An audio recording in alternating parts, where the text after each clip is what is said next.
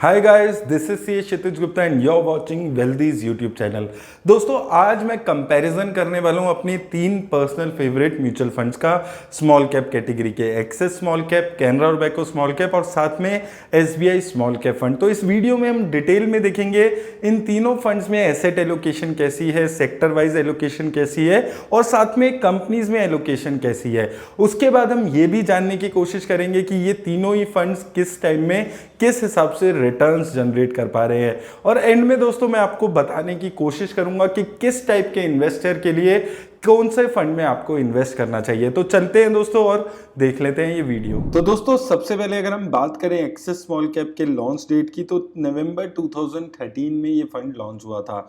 Benchmark index की बात करें तो निफ्टी स्मॉल कैप इसका अभी बेंचमार्क इंडेक्स चल रहा है। वहीं एसबीआई स्मॉल कैप की बात करते हैं तो ये रिलेटिवली काफी पुराना फंड है।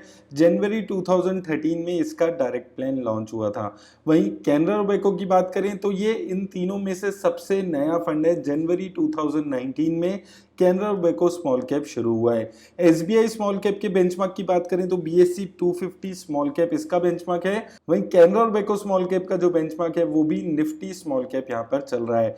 वहीं दोस्तों, इन तीनों फंड्स की एसेट अंडर मैनेजमेंट देखते हैं तो सिंस एसबीआई स्मॉल कैप सबसे पुराना फंड है तो इसकी जो एसेट अंडर मैनेजमेंट है वो इन तीनों फंड्स में सबसे ज्यादा यहां पर नजर आती है। 12,800 करोड़ के आसपास की यहां पर इसकी एसेट अंडर मैनेजमेंट नजर आती है।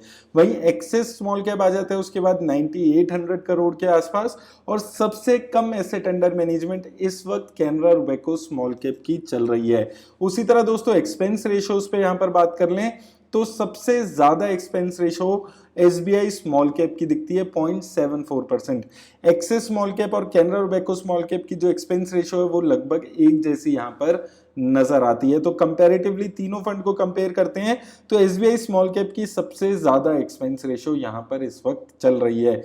वहीं दोस्तों, बात करें अगर इन तीनों की मार्केट कैप एलोकेशन पे तो सबसे पहले एक्सिस स्मॉल कैप को देख लेते हैं तो यहां पर 67% पैसा स्मॉल कैप में लगा रहा है ये फंड। उसके अलावा मिड कैप में 12% और लार्ज कैप कंपनीज में 2% के आसपास पैसा ये फंड लगा रहा है। उसी तरह एसबीआई स्मॉल कैप को देख लें तो ये फंड स्मॉल कैप कंपनीज में टोटल 79% पैसा लगा रहा है। तो कंपैरेटिवली अगर आप देखते हैं एक्सिस स्मॉल कैप से कंपेयर करते हैं तो यहाँ पर रिस्क ज्यादा हो जाता है क्योंकि ये बहुत ज्यादा जो अपनी एलोकेशन है वो स्मॉल कैप कंपनीज में करके चल रहा है।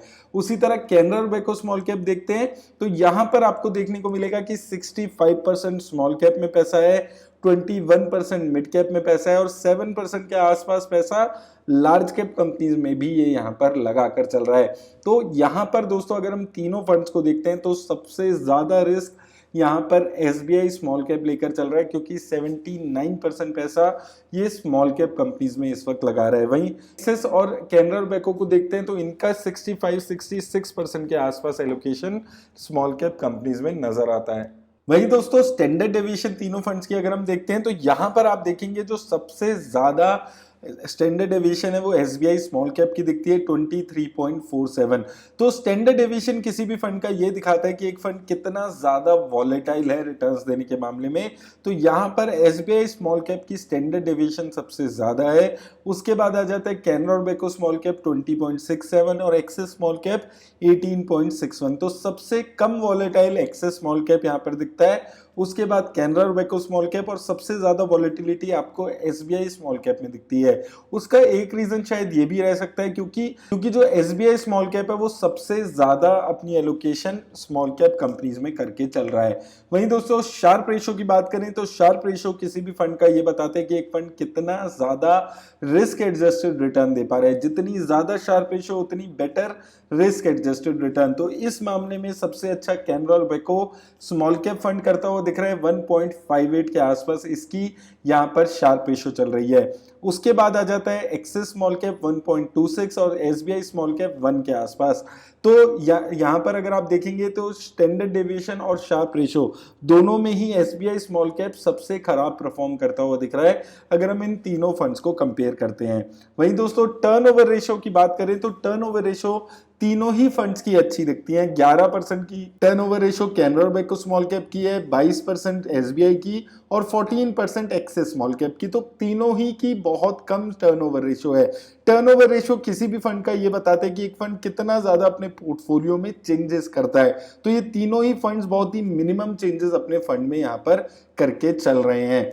वहीं दोस्तों तीनों फंड्स की अगर हम सेक्टर एलोकेशन पे यहाँ पर बात करते हैं तो तीनों फंड्स की जो सेक्टर एलोकेशन है वो काफी डिफरेंट दिखती है। अब होता क्या है कि जो स्मॉल कैप सेक्टर है, जो स्मॉल कैप कंपनीज है, वहां पर बहुत सारी ऑप्शंस मिल जाती है फंड मैनेजर्स को इन्वेस्ट करने की। तो आप यहाँ पर देखेंगे एक्सिस स्मॉल कैप में केमिकल सेक्टर में सबसे ज्यादा पैसा लग रहा है, वहीं एसबीआई में कंज्यूमर डिस्क्रिशनरी में और कैनरा और बेको में सर्विसेज सेक्टर पे। सेकंड नंबर पे भी अगर आप देखेंगे हेल्थ केयर में सबसे ज्यादा पैसा एक्सिस स्मॉल कैप लगाकर चल रहा है, SBI small cap capital goods में लगा रहा है, वहीं फाइनेंशियल सेक्टर में सबसे ज्यादा एलोकेशन दूसरे नंबर पे यहाँ पर कैनरा और बेको स्मॉल कैप चल रहा है। तो तीनों ही फंड्स में बहुत ही डिफरेंट एलोकेशन यहाँ पर सेक्टर की आपको देखने को मिलती है, स्पेशली अगर आप टॉप 3 सेक्टर्स इन तीनों के यहाँ पर कंपेयर करते हैं।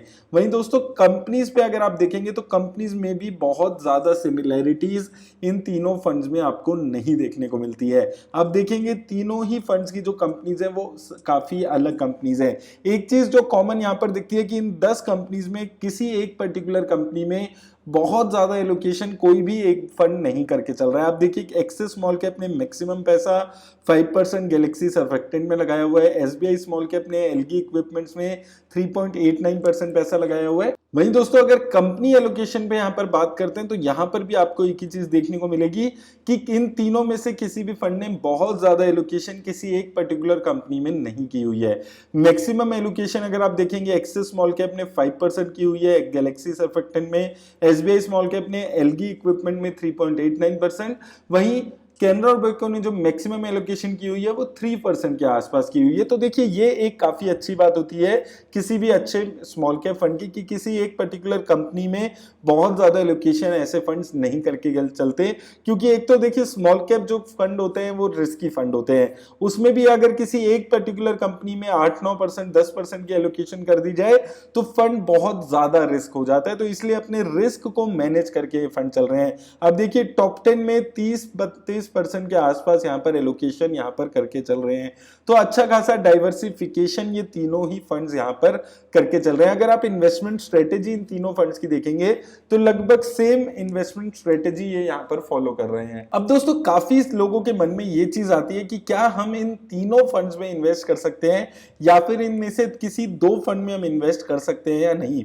तो यहां पर मैंने इन तीनों फंड्स का जो म्यूचुअल फंड का ओवरलैप है, जो कंपनीज का ओवरलैप है, वो यहां पर निकाला है। तो आपको देखने को मिलेगा कि बहुत ज्यादा ओवरलैपिंग किसी भी फंड की आपस में नहीं हो रही है। एक्सिस स्मॉल कैप का देखेंगे तो एक्सिस स्मॉल कैप और एसबीआई स्मॉल कैप में लगभग 25% के ओवरलैपिंग है, वहीं कैनरा और बेको स्मॉल कैप और एक्सिस स्मॉल कैप में 28% की ओवरलैपिंग है।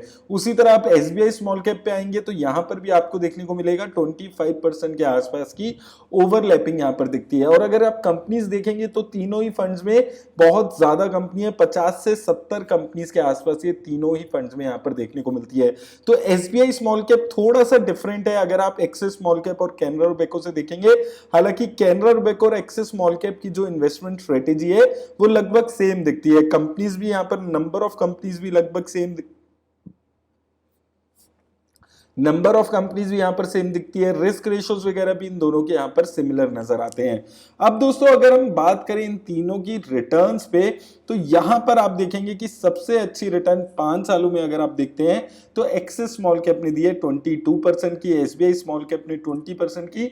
हालांकि जैसे कि मैंने आपको बताया था कि कैनरा और बेको स्मॉल कैप अभी बहुत ज्यादा पुराना फंड नहीं है तो 5 साल की रिटर्न्स इसकी अवेलेबल नहीं है। वहीं 3 सालों में दोस्तों अगर देखते हैं तो सबसे अच्छी रिटर्न कैनरा और बेको स्मॉल कैप ने दी है 45% के रिटर्न। 3 सालों में एसबीआई स्मॉल कैप और एक्सिस स्मॉल कैप ने भी अच्छी रिटर्न्स यहां पर दी है। 1 साल में दोस्तों अगर आप देखते हैं तो सबसे खराब रिटर्न एक्सिस स्मॉल कैप यहां पर देखते हुए दिखता है 12% के आसपास की। वहीं एसबीआई स्मॉल कैप ने 19% और कैनरा और बेको स्मॉल कैप ने भी 20% के आसपास की रिटर्न्स यहां पर दी है। तो देखिए अगर आप लॉन्ग टर्म में देखते हैं, 5 सालों में देखते हैं तो सबसे अच्छी रिटर्न एक्सिस स्मॉल कैप दे रहा है। लेकिन जैसे ही ये पीरियड 3 और 5 साल का लेकिन जैसे ही ये पीरियड 3 और 1 साल का आ जाता है तो एसबीआई स्मॉल कैप और कैनरा बैंक स्मॉल कैप यहाँ पर अच्छा करते हुए नजर आ रहे हैं। सिमिलरली अगर आप एसआईपी इन्वेस्टमेंट में देखेंगे तो यहाँ पर भी आपको यही चीज देखने को मिलेगी। यहाँ पर भी अगर आप देखेंगे 5 सालों में 27% की रिटर्न यहाँ पर एसबीआई स्मॉल कैप ने जनरेट करके दी है। वहीं एक्सिस स्मॉल कैप ने 27% के आसपास की रिटर्न दी है। तो दोनों ही फंड्स काफी अच्छी रिटर्न्स 5 सालों में अभी एसआईपी में देते हुए आ रहे हैं। हालांकि 1 साल में अगर आप देखेंगे तो यहाँ पर भी देखने को मिलेगा कि कैनरा बैंक और एसबीआई स्मॉल कैप 20% से ज्यादा रिटर्न्स यहाँ पर देते हुए दिख रहे हैं। अब दोस्तों बात आती है कि इन तीनों में से कौन सा फंड में आपको इन्वेस्ट करना चाहिए। तो सबसे पहले एसबीआई स्मॉल कैप की बात करते हैं तो फंड अच्छा है, अच्छी रिटर्न्स दे रहा है, लेकिन कंपैरेटिवली इन बाकी दो फंड से ज्यादा रिस्क लेने वाला फंड है। तो अगर आप ज्यादा रिस्क कंपैरेटिवली इन दोनों फंड से लेना चाहते हैं तो आप एसबीआई स्मॉल कैप को चूज कर सकते हैं। लेकिन एसबीआई स्मॉल कैप में इन्वेस्ट करते हुए आपको दो चीजों का और ख्याल रखना है। पहली चीज कि यहां पर आप लमसम इन्वेस्टमेंट नहीं कर सकते हैं, लमसम इन्वेस्टमेंट बंद है। साथ में एसआईपी में भी 25,000 से ज्यादा की इन्वेस्टमेंट आप नहीं कर सकते हैं।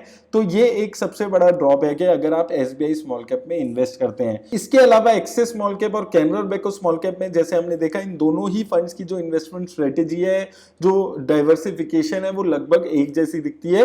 हालांकि 1 और 3 सालों में Canara bank small cap fund अच्छा करते हुए नजर आ रहा है। तो अगर आप इन दोनों में से किसी भी फंड में इस वक्त ऑलरेडी इन्वेस्ट कर रहे हैं तो मुझे लगता है कि आपको इन्वेस्टेड रहना चाहिए। तो उम्मीद करता हूं दोस्तों इस वीडियो से आपको इन तीनों फंड्स का कंपैरिजन समझने में आसानी होगी। अगर वीडियो अच्छी लगी हो तो वीडियो को लाइक और शेयर जरूर कर दें। मेरी तरफ से बस इतना ही, धन्यवाद। मार्केट में उठना और गिरना तो चलता ही रहता है, लेकिन अगर लाइफ में ऐसा हो तो नहीं चलता। हम सबको पता है कि कल किसी ने नहीं देखा और ना ही हम लोग देख सकते हैं, लेकिन हम लोग अपना फ्यूचर तो सिक्योर कर ही सकते हैं। So I am going to tell you about 3 reason why you should consider getting term insurance plan today. सबसे पहला रीजन अपने पेरेंट्स और अपनी फैमिली के लिए। जब भी हम टर्म इंश्योरेंस प्लान लेने के बारे में सोचते हैं तो हम अपने वाइफ, अपने बच्चों के नजरिए से सोचकर टर्म इंश्योरेंस प्लान लेते हैं। लेकिन आपके पेरेंट्स का क्या? अगर भगवान ना करे ऐसा कुछ हो, लेकिन कल को अगर आपको कुछ हो जाता है तब उनका क्या होगा? तो ऐसे में काम आता है टर्म इंश्योरेंस प्लान, जो आपके जाने के बाद भी आपकी फाइनेंशियल वेलबींग का ख्याल रखती है, आपकी फैमिली की, और आपकी फैमिली को सिक्योर रखती है। दूसरा रीजन अपने डेट पे ऑफ करने के लिए। अक्सर हम लोग अपनी पहली या दूसरी जॉब लगते ही अपनी ड्रीम कार, अपने ड्रीम हाउस के लिए लोन ले लेते हैं। बट अगर कल को आपको कुछ हो जाता है तो वो जो आपकी ईएमआई बच जाएगी लोन पे, उसका क्या होगा? उसके लिए काम आता है आपका टर्म इंश्योरेंस। टर्म इंश्योरेंस में जो आप सम एश्योर करते हो, उससे आपके जाने के बाद भी आपके पेरेंट्स, आपकी फैमिली, वो जो आपका बचा हुआ लोन है उसको उतार सकती है। इसलिए टर्म इंश्योरेंस लेना आपके लिए बहुत ज्यादा जरूरी है। और तीसरा रीजन है रीजनेबल प्रीमियम। जब हम यंग और हेल्दी होते हैं तो बहुत सारे इंश्योरर्स हमें काफी कम प्रीमियम पे एक अच्छा खासा कवर दे देते हैं। आप 1 करोड़ तक का इंश्योरेंस करवा सकते हैं 1000 से 1500 पर मंथ में। और हम सबको पता है ये बहुत ही लो कॉस्ट है, लेकिन जैसे जैसे हमारी उम्र बढ़ती जाती है ये जो प्रीमियम का अमाउंट है ये भी बढ़ता जाता है। तो इसलिए आपको एक सर्टेन एज तक इंश्योरेंस लेना बहुत ज्यादा जरूरी हो जाता है। So if you are interested in taking a term insurance plan, I will highly recommend you to talk to Wealthy's trusted wealth partners. They provide free consultation and spam free advice. तो Wealthy के wealth partner से consultation book करने के लिए मैंने link description में आपको दे दिया है। आप जाकर अपने टाइम के हिसाब से उनसे मीटिंग फिक्स कर सकते हैं, अपने सारे डाउट्स उनसे क्लियर कर सकते हैं। और एक चीज मैं आपको बार बार बता रहा हूं कि ये जो कंसल्टेशन है ये बिल्कुल फ्री है, एकदम फ्री ऑफ कॉस्ट है, आपको कोई भी पैसा नहीं देना होगा। तो आप अपने सारे डाउट्स यहां पर जाकर क्लियर कर सकते हैं। तो आज ही अपनी कंसल्टेशन वेल्दी के वेल्थ पार्टनर्स के साथ आप फ्री ऑफ कॉस्ट बुक करें। Think wealth, get wealthy.